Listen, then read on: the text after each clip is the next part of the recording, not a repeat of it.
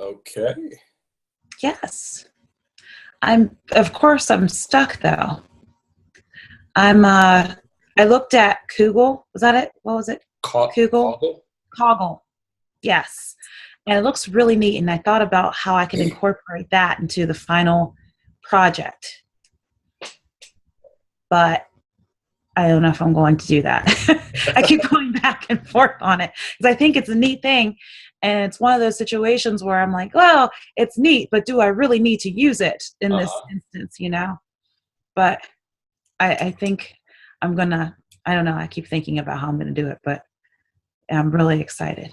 Well, that's why we have objectives. Yes. So you go back to your objectives and say, can I enhance my objective by adding something that uses this? Mm-hmm.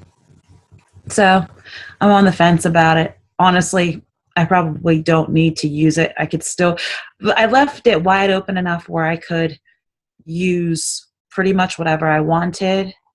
At the time, I was focused more on the students using the calendar in Canvas. But I don't know if I want to do that. Not yet, at least. Okay. So I might just, because part of it is use what works for you. Use what technology, what tools, whatever have you, what works for you. Uh-huh. Well, by forcing Canvas calendar down their throat, that might not work for them. So maybe I'll just have them choose something or create maybe a table in Word or in Google. What are the And submit it that way. affordances? What are Pardon? the affordances of the Canvas calendar tool that would support the objective? I missed the first word. I'm What sorry. are the affordances? Sorry, I gotta. Uh-oh. I'm in day 5 of a cold here. Oh, geez. Ugh.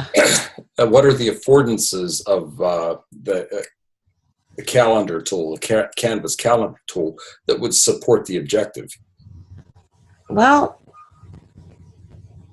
really, it wouldn't make one difference to the objective. The original reason for using Canvas was because that could be something they could use ideally throughout their time at Penn State. But there are campuses that aren't even using Canvas yet. Eberly's using it, but not extensively. So it could end up being a So hindrance. a memo went out that Angel's gone, I think, in 2017 now. Oh, well, So yeah, everything will be Canvas by then. right. And I don't know exactly what their plans are just yet as far as this goes, but so maybe it might not be a bad idea for now to have them just create a table and fill in how they would want to do that with an explanation of some sort to back it up. That's what I think I'm moving towards. Mhm. But otherwise, I want to go back through and I put in some rubrics. I was thinking about what we were just talking about last week about the discuss or feedback, how important that is. And I started creating some rubrics, messing around with the templates that they have in Canvas right now, and just building upon those based on the requirements for each discussion. Excuse me. This weather change is affecting me also a little bit, but so I think that might help as far as giving the students some kind of feedback. But thinking more and more about this module, the students are going to get a better experience if the instructor is involved. I agree. Overall. So, and that's the recommendation I give at the end of that feedback section. Yeah, I put a little note in there because you mentioned one of the options being student-led discussions. Mm-hmm. I have a document that I wrote for INSYS 448 that we used at Psych 421 about the difference between being a discussion leader and just having a conversation. If you think that would be of any use, I can dig it up for you. Oh, that sounds fantastic. Okay. Yeah. I mean, and that's where I was stuck because what they're doing right now, or what they will be doing in this module isn't really a discussion, how can it's not really a discussion. They're not really learning anything too new. It's very basic information, just helping them out and trying to relate to each other. It's more social than anything. Yeah, so I don't know if that would help. Oh.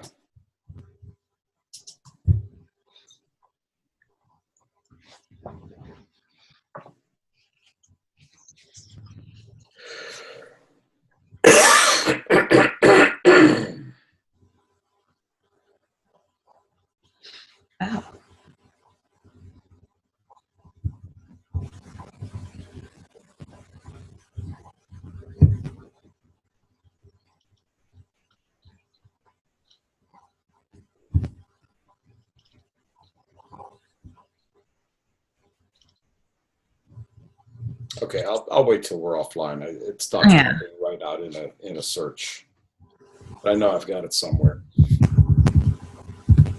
So I'll just send it to you after we're done. Okay. So have you managed to catch up with Melissa yet?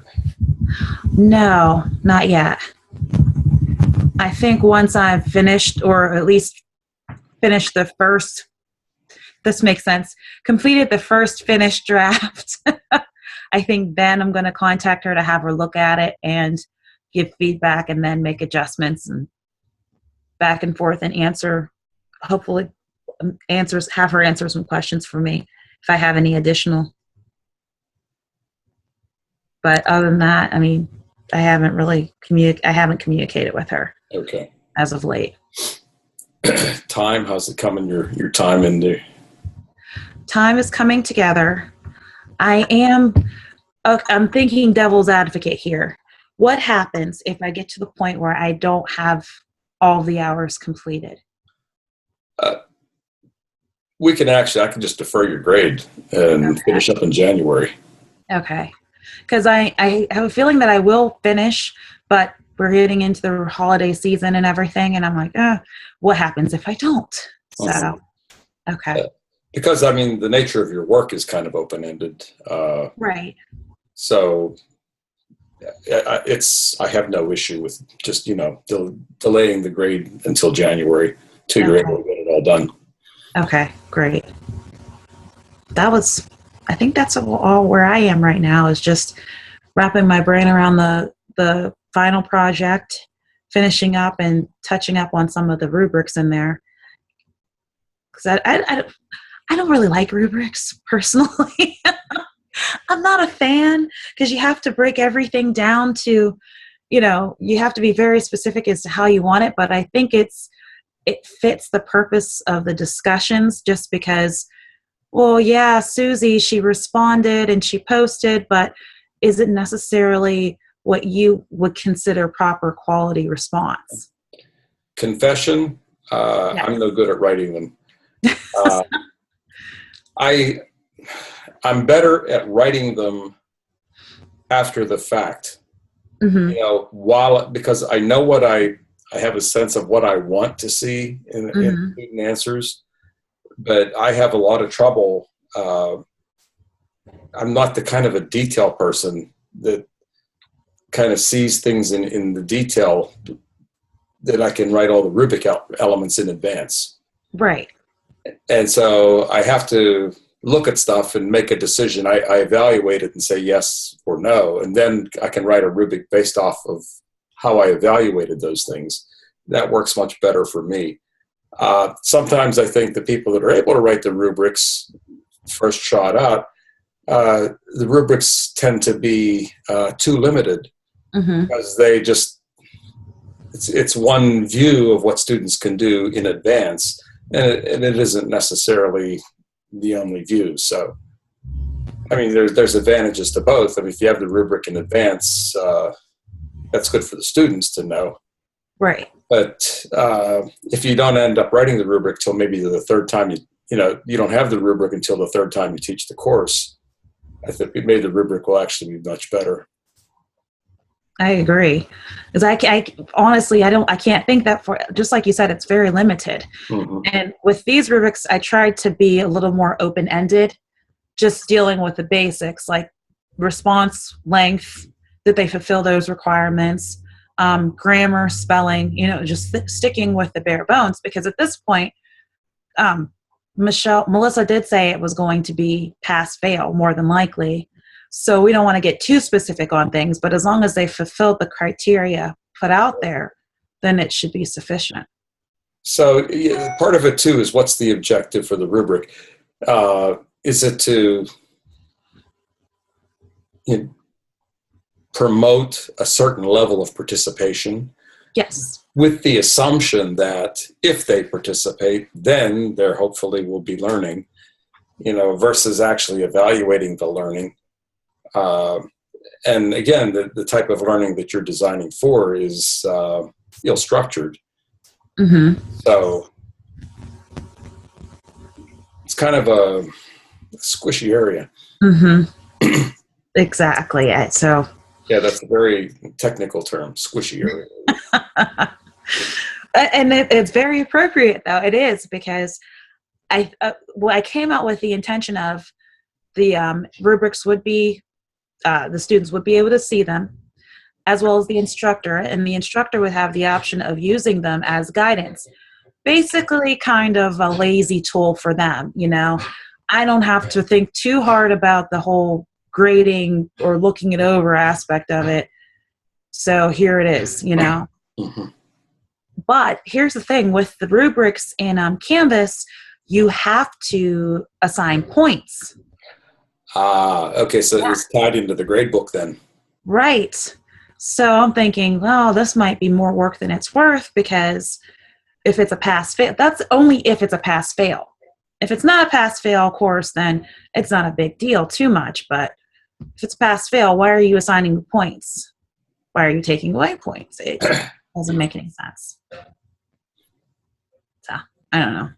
There's a lot to think about. As I'm going through this, I find myself rethinking everything, and then thinking again, and then maybe thinking some more. I feel like I'm going in on myself and coming, you know what I mean? I feel like it's not really going anywhere because I keep going backwards, and I guess that's part of the process. But so I noticed that you cited NEETCO in your little mm-hmm. This week's paper.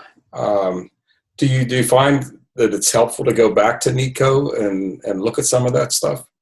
I'm finding it is, because, for example, there was at one point where I was going to, and that's still on my list of things to do, is to go back through the questions and compare it with what NEETCO said about assessment and forming proper questions.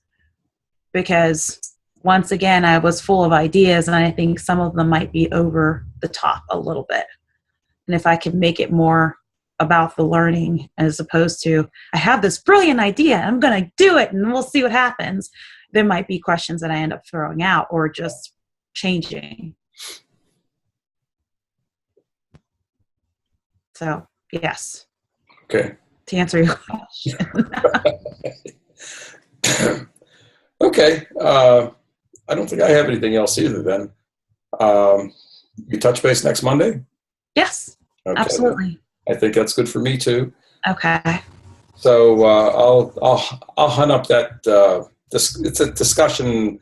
It's leading a discussion versus a conversation. What's the difference? Okay. Between the two. So I'll dig that up, and I'll put it in the box folder, and I'll send you an email once it's in there. Great. All right. Thank you. All righty. See you next Monday then. Yep. Take care. Okay. Eat lots of soup and hot beverages. I'm into the rye whiskey phase of this thing now. Okay, I can respect that. All right. So you don't need any. Then yes, you're on the right track then. Well, enjoy your whiskey. Okay. And I'll see you next week. All right, Erika. Take care. All right. You too. Okay, bye.